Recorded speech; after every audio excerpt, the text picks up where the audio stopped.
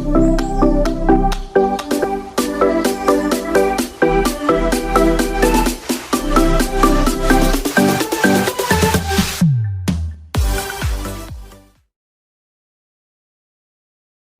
आज हम second unit start कर रहे हैं। फर्स्ट यूनिट में हमने सेमीकंडक्टर डिवाइसेस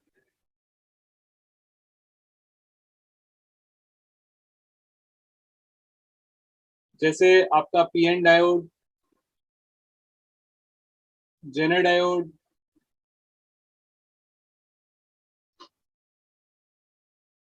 इसके अलावा बीजेटी,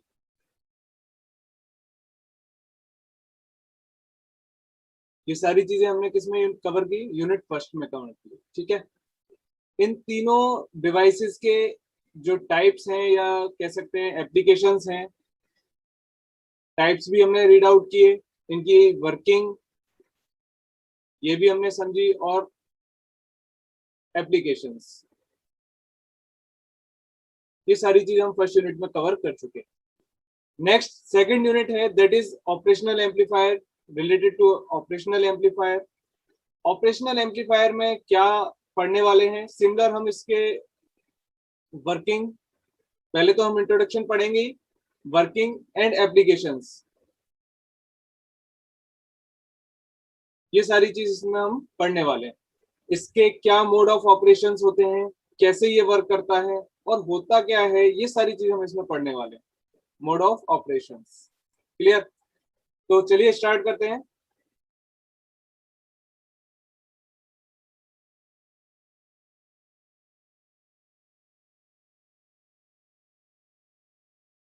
पहले अगर हम इसको देखें, ऑपरेशनल एम्पलीफायर, इसमें दो टर्म है। आप किसी भी चीज को समझे ना तो उसकी पहले नेमिंग समझें कि ऐसा क्यों हो रहा है। दो टर्म है, एक है ऑपरेशनल एम्पलीफायर, ऑपरेशनल, एक second one is amplifier. Direct हम एम्पलीफायर भी कह सकते थे, बट ये ऑपरेशनल एम्पलीफायर क्या है, पहले समझे एम्पलीफायर क्या है। एम्पलीफायर क्या है? जो किसी भी सिग्नल को एम्पलीफाई करे। एम्पलीफाई करने का मतलब क्या है? कि उसको इंक्रीज करे इन टर्म्स ऑफ वोल्टेज और करंट एटसेट्रा। क्लियर? तो ये एम्पलीफायर का काम क्या है?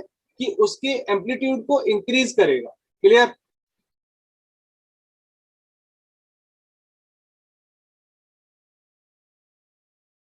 Second one is operational. ये ऑपरेशनल का मतलब क्या है? इसके साथ एम्पलीफायर क्यों कनेक्ट किया गया? देखो, ऑपरेशंस का मतलब क्या है? ऑपरेशंस, ये किसी ना किसी ऑपरेशन को परफॉर्म करेगा। ठीक है ना? किस पर परफॉर्म करेगा? जो इसके इनपुट्स होंगे, इनके जो इनपुट्स होंगे उस पर किसी ऑपरेशन को परफॉर्म करेगा, देन क्या करेगा? एम्पलीफाई करेगा। तो इसका कॉमन नेम क्या हो गया? Operational amplifier. शॉर्ट में हम इसको बोलते हैं ओपैम्प। ओपैम्प, ठीक है, ऑपरेशनल एम्पलीफायर।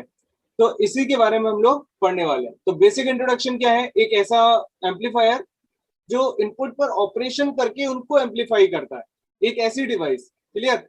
तो ये हो गया आपका ऑपरेशनल एम्पलीफायर। अब आप सोचोगे सर, ट्रांजिस्टर हमने पढ़ा था, बीजेटी,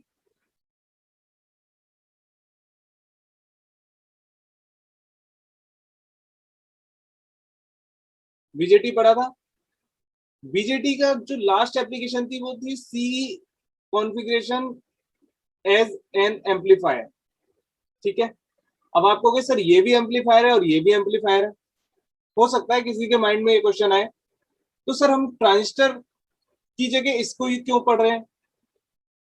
रीजन क्या है? ट्रांजिस्टर हमने एक डिवाइस पढ़ी थी और उससे एम्पलीफाई किया था, लेकिन ऐसे न जाने कितने ट्रांजिस्टर्स का यूज करके ये ऑपरेशनल एम्पलीफायर बना है। तो इसका जो वोल्टेज गेन होता है वो बहुत ज्यादा होता है comparatively to a single stage transistor amplifier. ठीक है, तो नंबर ऑफ ट्रांजिस्टर्स का यूज करके ये ऑपरेशनल एम्पलीफायर बना है। तो एक सिंगल ट्रांजिस्टर से एम्पलीफाई कर लें और दूसरा हम ऑपरेशनल एम्पलीफायर ओपैम्प से एम्पलीफाई करें, तो डेफिनेटली ये इफेक्टिव होगा। क्लियर? बट बेसिक क्या है? ट्रांजिस्टर ही है। अब ट्रांजिस्टर्स को कंबाइन करके, यानी हम कह सकते हैं उसको इंटीग्रेट करके क्या बनाया गया? ओपैम्प बनाया गया। ठीक है, तो जो LIC होता है ना, लीनियर इंटीग्रेटेड सर्किट, कॉमनली इसको LIC बोलते हैं, लीनियर इंटीग्रेटेड सर्किट, यानी कई सारे सर्किट्स को इंटीग्रेट करके, यानी कई सारे ट्रांजिस्टर्स को इंटीग्रेट करके ये सर्किट बनाया गया है, इसलिए इसको LIC भी बोलते हैं, लीनियर इंटीग्रेटेड सर्किट। वो क्या है? ओपैम्प। बेसिक LIC क्या है? ओपैम्प। और भी LIC होते हैं, मतलब लीनियर इंटीग्रेटेड सर्किट और भी बनते हैं, बट उनमें सबसे बेसिक क्या है? ओपैम्प। ठीक है, चलिए इंट्रोडक्शन पे चलते हैं। ऑपरेशनल एम्पलीफायर, इसको ओपैम्प भी लिख सकते हैं। ठीक है, operational amplifier is a special type of direct coupled high gain amplifier। Direct coupling होती है आउटपुट इनपुट और क्या कहते हैं अदर डिवाइसेस के साथ डायरेक्ट कपलिंग होती है। और सबसे इंपॉर्टेंट थिंग क्या है? हाई गेन एम्पलीफायर है, इसका जो गेन होता है वो बहुत ज्यादा होता है। ठीक है, in comparative to a single stage transistor amplifier या C configuration amplifier. Second feature क्या है? वेरी लार्ज इनपुट इम्पीडेंस, इसका जो इनपुट इम्पीडेंस होता है RI वो बहुत ज्यादा होता है। ठीक है, third one is very low output impedance, इसका जो आउटपुट इम्पीडेंस होगा वो बहुत कम होगा। ठीक है, इसका यूनिक फीचर क्या है?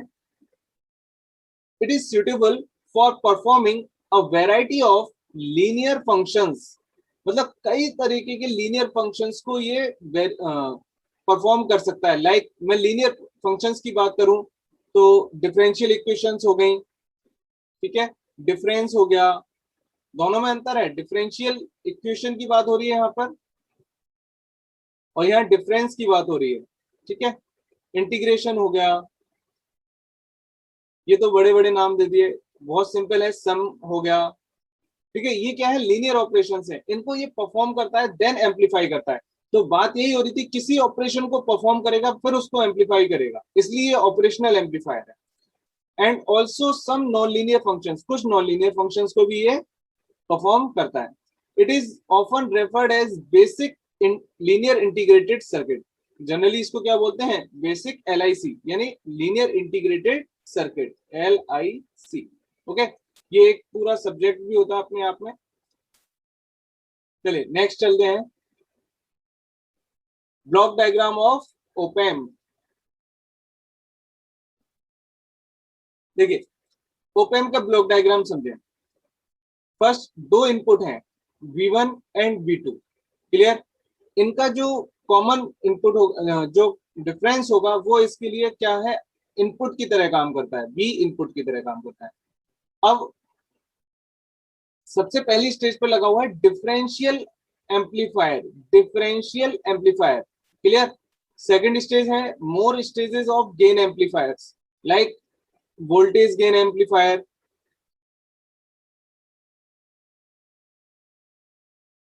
ऐसे कई सारे एम्पलीफायर्स यहाँ पर लगे होते हैं। फिर बफर और लेवल शिफ्टर्स यहाँ पर लगे होते हैं। Then output driver like push pull amplifier.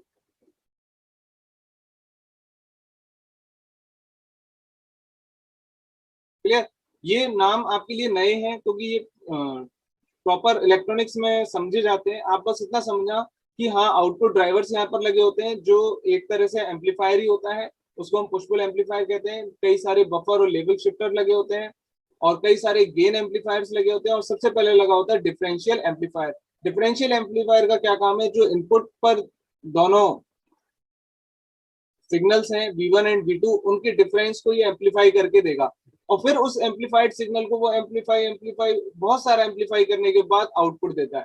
ठीक है, इसलिए इसका जो आउटपुट वोल्टेज का रेशियो निकालें अगर हम इनपुट के साथ, तो जो गेन आता है वो बहुत ज्यादा आता है। क्लियर, क्योंकि ऑलरेडी इतना एम्पलीफाई कर दिया तो इसका गेन क्या होगा? बहुत ज्यादा होगा।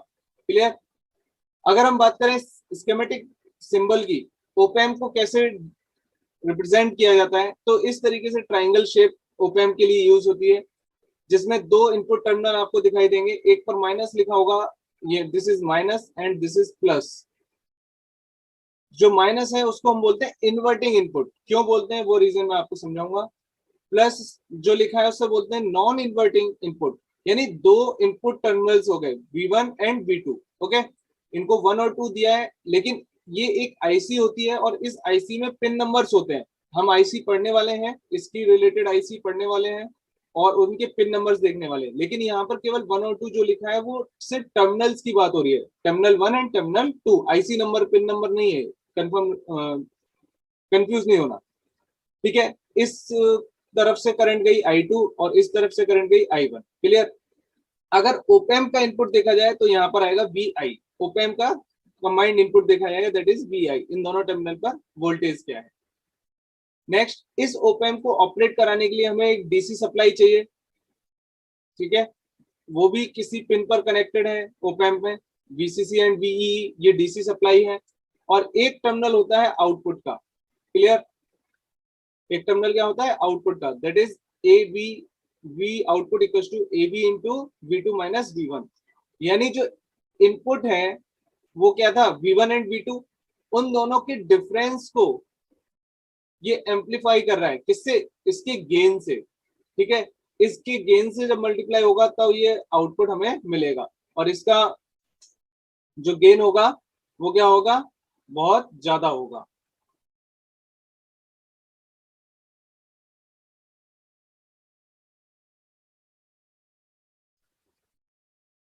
अब आइडियल ऑपरेशनल एम्पलीफायर की बात करते हैं, आइडियल ओपैम्प की बात करते हैं, ठीक है।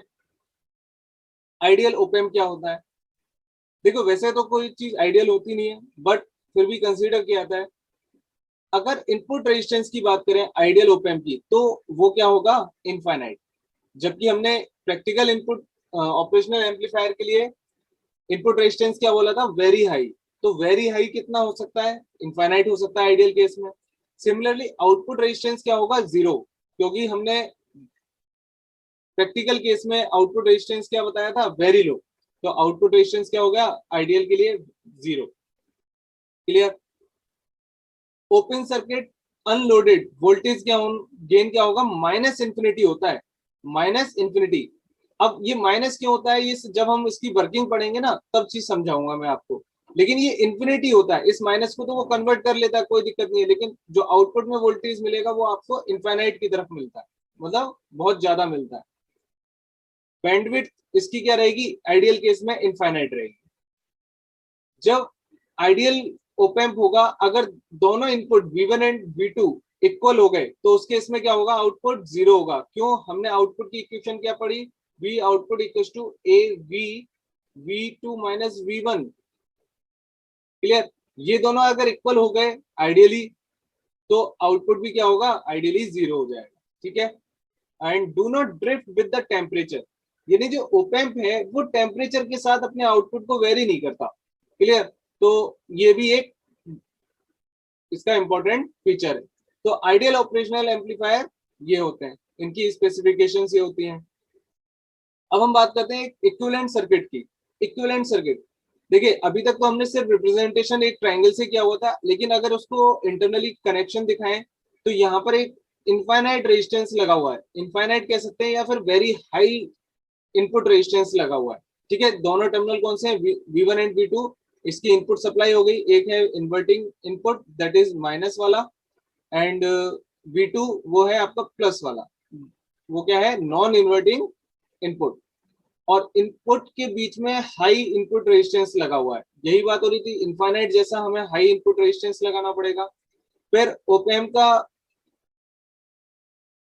जो आउटपुट होता है, आउटपुट रेजिस्टेंस वो क्या होता है, वेरी लो, ये जो आउटपुट रेजिस्टेंस है वो क्या है, वेरी लो है, बहुत कम आउटपुट रेजिस्टेंस लगा हुआ है। इससे क्या क्या बेनिफिट है, जो यहाँ वोल्टेज आएगा, जो एम्पलीफाइड वोल्टेज आएगा वो डायरेक्ट हमें पूरा का पूरा आउटपुट में मिल जाए, इसलिए हम इसको लो लगाते हैं, ठीक है। और ये आउटपुट क्या आएगा, A into V2 minus V1, clear.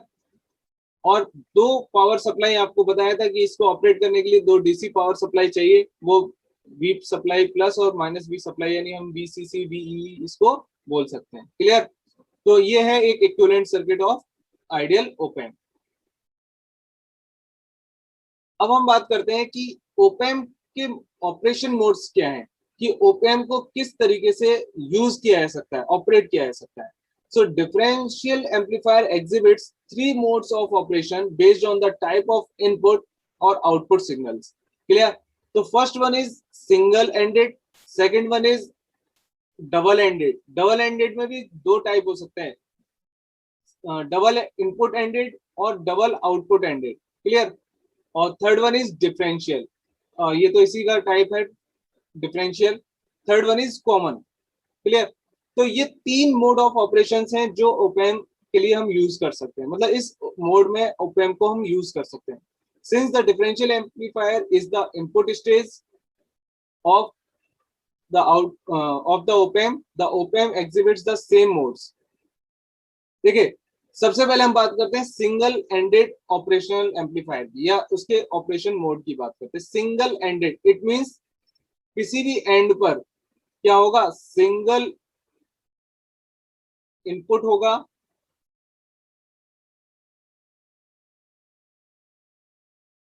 Single input होगा और सिंगल ही आउटपुट होगा, क्लियर। तो सिंगल एंडेड की बात हो रही है, सिंपल सी बात है, सिग्नल क्या होगा, सिंगल होगा। देखिए, single ended input operation results when the input signal is connected to one input with the other input connected to ground. यानी एक इनपुट पर तो आपने इनपुट सिग्नल दिया है और सेकंड टर्मिनल को क्या कर दिया, ग्राउंड से कनेक्ट कर दिया। तो हम कह सकते हैं कि ये क्या हो गया, सिंगल एंडेड इनपुट हो गया, और आउटपुट तो हमने सिंगल लिया ही है। सो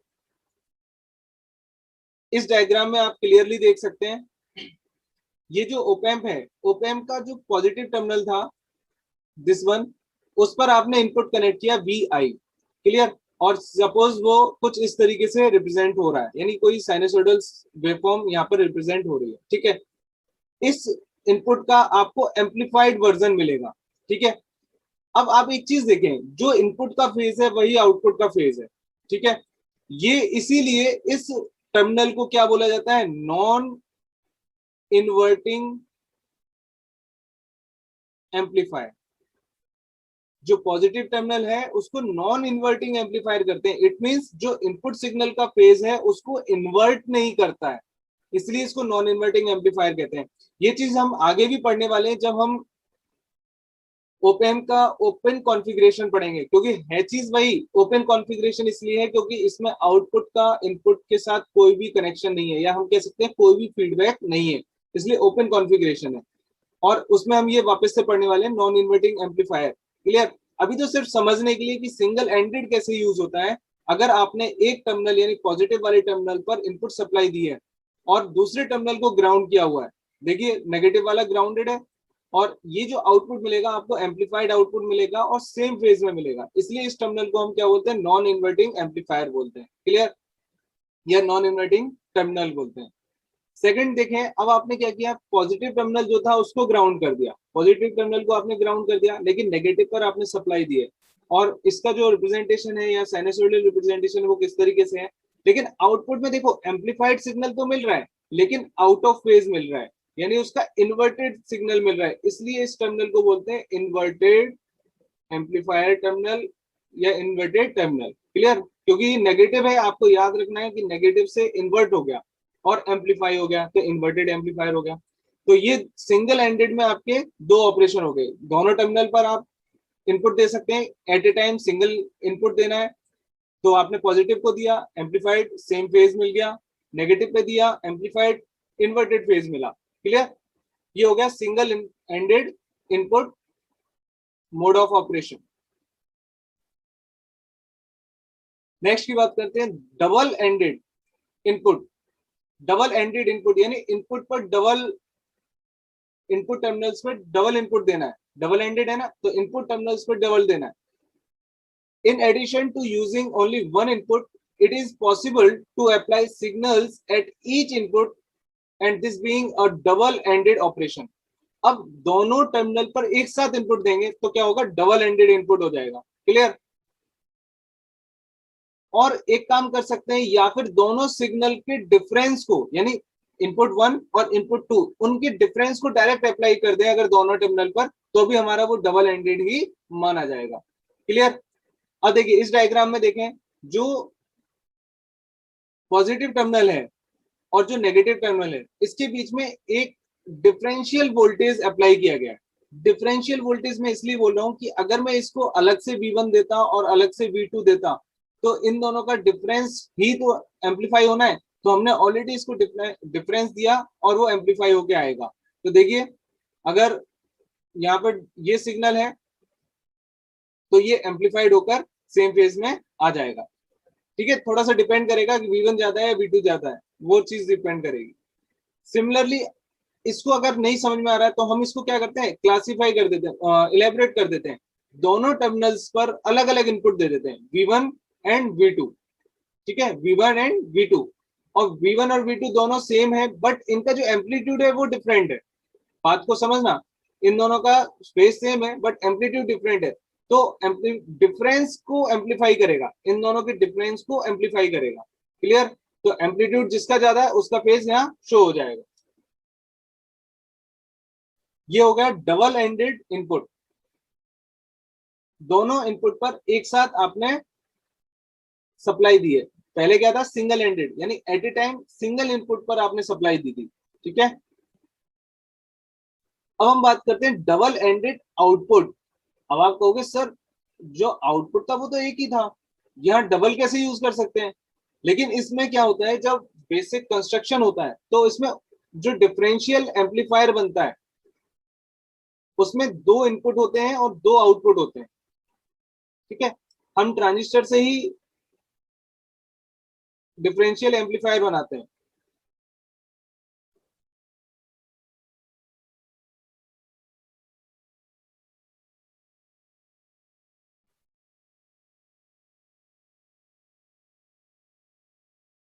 ये दो ट्रांजिस्टर यूज करके हम डिफरेंशियल एम्पलीफायर बनाते हैं। तो एक होता है इनपुट वन, एक होता है इनपुट टू। ठीक है, इन दोनों के इनपुट हो गए, और इसका आउटपुट होता है आउटपुट वन, और यह होता है आउटपुट टू। ठीक है, लेकिन ये दोनों जो आउटपुट हैं वो एक दूसरे के अपोजिट फेस में होते हैं। बात को समझना, हमने क्या किया है, जो ओपेम बनाया उसका कंबाइंड आउटपुट दिखा दिया एक, लेकिन इन्हीं जो इंटीग्रेटेड सर्किट्स बनते हैं, अंदर जो सर्किट बनते हैं उसमें दो आउटपुट होते हैं, उनको कंबाइन करके एक दिखाया जाता है। तो हम एज एन आउटपुट भी इसको टू आउटपुट भी यूज कर सकते हैं। इनपुट दो हो गए, आउटपुट दो हो गए। ठीक है, और दोनों आउटपुट क्या होते हैं, आउट ऑफ फेज होते हैं। सो the op-amp can also be operated with opposite outputs. Okay, an input applied to either input will result in outputs from the both output terminal. अगर सपोज मैं दोनों इनपुट टर्मिनल्स पर supply नहीं दूं, लेकिन फिर भी हमें आउटपुट में दोनों तरफ सप्लाई दिखाई देगी। ठीक है, देखिए एक एग्जांपल है, इसको रिप्रेजेंट किया गया है इस तरीके से। एग्जाम्पल क्या है, ये डायग्राम से क्लियर हो रहा है कि दो इनपुट टर्मिनल मान लिए और दो आउटपुट टर्मिनल हो गए। ठीक है, अब V1 and VI1 and VI2। अब आपने क्या किया, VI1 पर सप्लाई कनेक्ट कर दी। ये थोड़ा डायग्राम डिसबैलेंस हो गया है, ये कुछ इस तरीके से बनेगा। ठीक है, अब आपने क्या किया, प्लस वाले सिग्नल पर आपने सप्लाई दे दी और जो नेगेटिव वाला था उस पर सप्लाई नहीं दी है। तो जो आउटपुट है वो अपोजिट फेज में होंगे। तो इसका जो आउटपुट है यहाँ पर आपको अपोजिट दिख रहा है और यहाँ सेम होगा, ये दोनों आउटपुट्स क्या है, अपोजिट फेज में होंगे। क्लियर? अब जब आप इसमें माइनस करेंगे, जब आप इसको माइनस करेंगे तो दिस वेवफॉर्म माइनस दिस, तो क्या होगा, अगर इसको माइनस करेंगे तो ये भी इन्वर्ट हो जाएगी। माइनस करेंगे इसका मतलब ये वाला टर्मिनल कहाँ जाएगा, इस वाले टर्मिनल पर, और ये वाला टर्मिनल, ये वाला जो टर्मिनल है वो कहाँ जाएगा, इस वाले टर्मिनल पर। सॉरी, इस तरीके से इन्वर्टेड हो जाएगी और फिर उसके बाद एडिशन हो जाएगा। तो ये जो आउटपुट मिला कंबाइंड आउटपुट, वो क्या मिलेगा, एम्पलीफाइड आउटपुट मिलेगा। ठीक है, इस तरीके से ये परफॉर्म करता है। अब हमने बात की है डबल एंडेड आउटपुट की, यानी आउटपुट हमने डबल शो की है। क्लियर? इसलिए अगर कंबाइंड देखेंगे जब इनका आउटपुट, वही जो हम बात कर रहे थे सिंगल आउटपुट की, तो वो क्या होगा, हमें एम्पलीफाइड सिग्नल मिलेगा। लेकिन ये थोड़ा सा यहाँ मिसमैच हो रहा है, ये माइनस टर्मिनल होगा और ये प्लस टर्मिनल होगा। ठीक है, क्योंकि माइनस टर्मिनल पर जब हम सिग्नल देंगे तभी इन्वर्ट होगा, जब माइनस टर्मिनल पर सिग्नल देंगे तभी इन्वर्ट होगा। ठीक है, और या हम दूसरा काम कर सकते हैं, दोनों को कंबाइन कर दिया, फिर डिफरेंशियल डिफरेंस कर दिया, इनपुट डबल कर दिए, आउटपुट हमें वापस वैसे के वैसे ही मिलेगा। जैसे V output equal to AD, यानी डिफरेंस डिफरेंस गेन जो होगा, और इनटू वीडी जो इनपुट डिफरेंस वोल्टेज होगा, उस तरीके से हमें आउटपुट यहाँ मिल जाएगा। तो हम ओपैम्प को डबल एंडेड आउटपुट की तरह भी यूज कर सकते हैं। नेक्स्ट है कॉमन मोड ऑपरेशन, इंपॉर्टेंट है। कॉमन मोड ऑपरेशन में क्या होता है, when the same input signals are applied to both inputs। अब कॉमन है यानी सिंपल नाम समझ में आ रहा है कि दोनों इनपुट पर कोई कॉमन सप्लाई दे दी गई है, ठीक है, उस ऑपरेशन को हम बोलते हैं common mode operation. And the two inputs are equally amplified, ये दोनों क्या होंगे, इक्वली एम्पलीफाइड होंगे। Since the result in opposite polarity signals at the output, these signals cancels and resulting zero voltage। जब हमने दोनों ही सिग्नल सेम दे दिए, ठीक है ना, दोनों ही सिग्नल सेम दे दिए। आप देखिए पहले एक जो डबल एंडेड इनपुट पड़ा था वहां पर हमने यहाँ पर एक वोल्टेज सप्लाई दी थी, यानी इन दोनों टर्मिनल के बीच में। लेकिन अब क्या हुआ, इन दोनों टर्मिनल को ही कॉमन सप्लाई दी है, तो वहां पर और यहाँ पर दोनों में डिफरेंस है, समझना।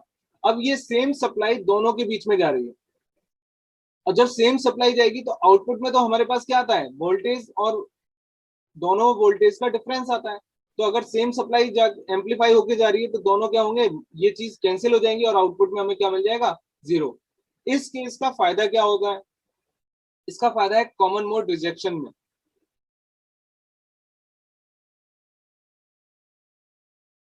A significant feature of differential connection is that the signal which are opposite at the inputs are highly amplified।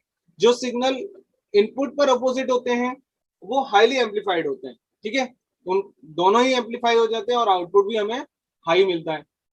while those which are common to the both two inputs, यानी दोनों इनपुट पर अगर common हो गए तो क्या होगा, बहुत स्लाइटली एम्पलीफिकेशन मिलेगा, क्योंकि जो सिमिलर चीज है वो तो कैंसिल आउट हो जानी है, बचेगा क्या, जो मिसमैच बचेगा थोड़ा बहुत भी, वही एम्पलीफाई होगा। The overall operation being to amplify the different signal while rejecting the common signal. जो कॉमन है वो रिजेक्ट हो जाएगा, इसी को हम क्या बोलते हैं, common mode rejection. Common mode पर जो कॉमन सिग्नल आ रहा है वो रिजेक्ट हो जाएगा आउटपुट पर, clear. Since noise is generally common to both inputs. अब इंपॉर्टेंट क्या है, जो नॉइज होगी वो भी इनपुट पर दोनों पर सेम होगी, तो जब हम आउटपुट देखेंगे तो ये जो अनवांटेड इनपुट है वो भी क्या हो जाएगा, अटेन्यूएट हो जाएगा। तो इसी को हम बोलते हैं कॉमन मोड रिजेक्शन, यानी उस नॉइज को भी वो रिजेक्ट कर देगा। So this operating feature is known as common mode rejection. तो ये कुछ इंपॉर्टेंट फीचर हैं, मोड ऑफ ऑपरेशंस थे किसके, ओपैम्प के। ओपैम्प को हम इन अलग अलग मोड ऑफ ऑपरेशंस में यूज कर सकते हैं।